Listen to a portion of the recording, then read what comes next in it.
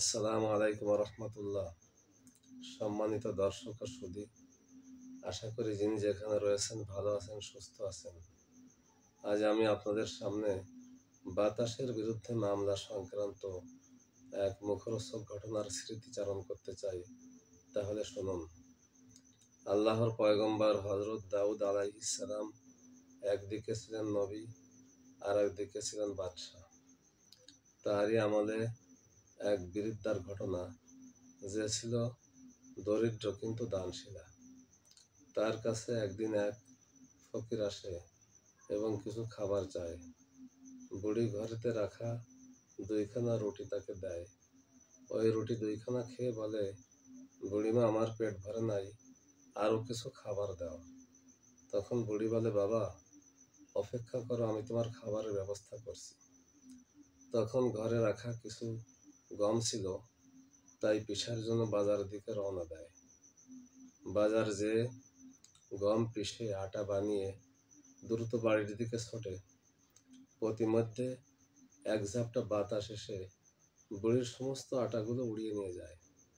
এতে বুড়ি খুব অপ্রস্তুত হয় এবং হযরত দাউদ আলাইহিস সালামের কাছে এসে বিচার দেয়। হযরত দাউদ আলাইহিস সালাম সমস্ত ঘটনা শুনে বলে, বাতাসের কি বিচার করা যায়?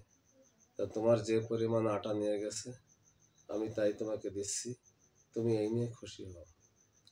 বুড়ি সে আটা নিয়ে বাড়ির দিকে রওনা হয়। প্রতিমধ্যে দেখা হয় তারই সন্তান ভবিষ্যৎ পয়গম্বর হযরত সুলাইমান আলাইহিস সালামের সঙ্গে। তিনি বুড়ির সমস্ত ঘটনা শোনেন এবং তাকে বলেন, তুমি আবার বাদশার কাছে ফিরে যাও এবং বলো, আমি আটা চাই না, আমি বিচার চাই। বুড়ি আবার আসে। এই কথা বলার পর বলেন, বাতাসকে কি ধরা যায় না ছোঁয়া যায়? আমি কিভাবে তার বিচার করতে পারি? তা ঠিক আছে, তোমাকে আগে যে আটা দিয়েছি তার থেকে ডবল দিচ্ছি, তুমি এই নিয়ে খুশি হও এবং বাড়িতে চলে যাও। বুড়ি বাড়ির দিকে রওনা হয়। প্রতিমধ্যে হযরত সুলাইমান আলাইহিস সালাম আবার তাকে ফেরত পাঠায়। তখন বুড়ি ফেরত আসার পর হযরত দাউদ আলাইহিস সালাম একটু বিরক্ত হন এবং বলেন, তোমাকে বারবার কে পাঠাচ্ছে? তাকে ডেকে নিয়ে আসো। তখন হযরত সুলাইমান আলাইহিস সালাম তার বাবার সান্নিধ্যে আসেন এবং বলেন, আব্বাজান, আপনি হলেন আল্লাহর পয়গম্বর। আপনি ইচ্ছা করলে তার কাছে দোয়া করতে পারেন এবং বাতাসকে হাজির করে তার যথাযথ বিচার করতে পারেন। তিনি তখন আল্লাহর কাছে দোয়া করলেন। কিছুক্ষণ পর বাতাস হাজির হয়ে যায়। তিনি বাতাসকে এই ঘটনার কারণ জিজ্ঞেস করেন। তখন বাতাস বলে, হে আল্লাহর পয়গম্বর, আমি যা কিছু করছি আল্লাহ পাকের হুকুমেই করছি।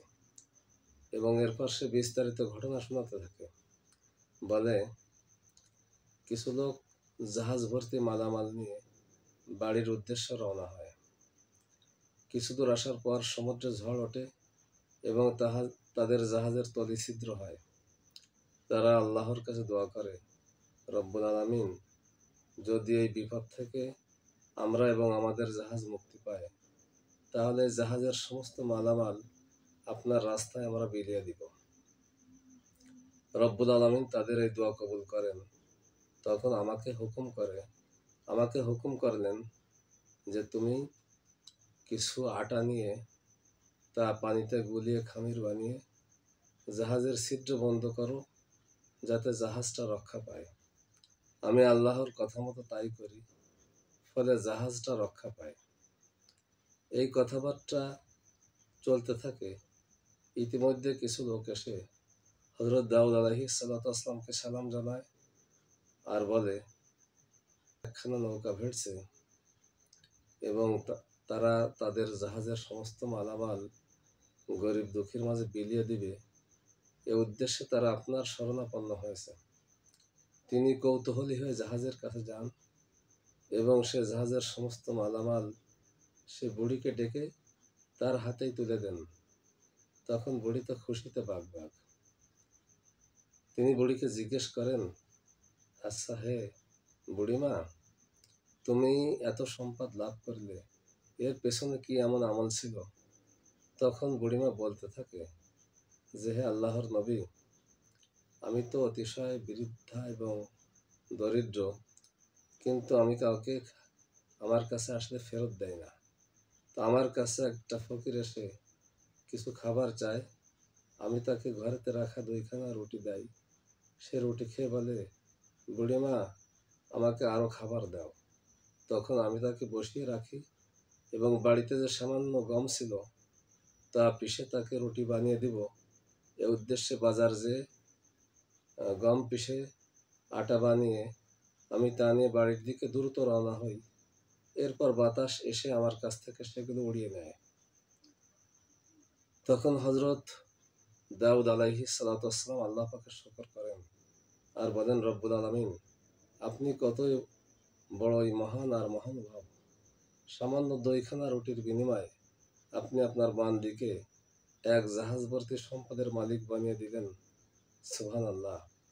তাহলে এই ঘটনা থেকে আপনার আমার জন্য রয়েছে এক শিক্ষার বিরাট উপাদান।